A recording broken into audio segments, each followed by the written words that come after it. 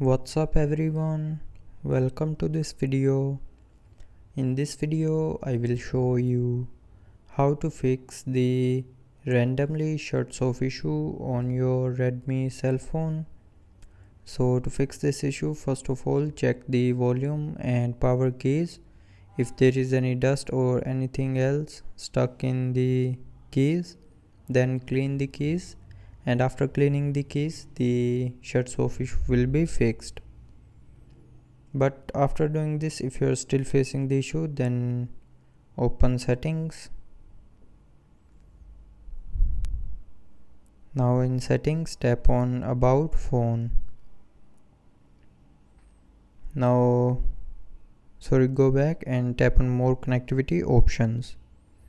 Now here tap on reset Wi-Fi, mobile network and Bluetooth option, and then tap on reset settings, and then enter your lock screen pin, password or pattern. Now after entering the correct pin, password or pattern, the randomly shuts off issue will be 100% fixed. So that's how you can fix the randomly shuts off issue on your Redmi cell phone.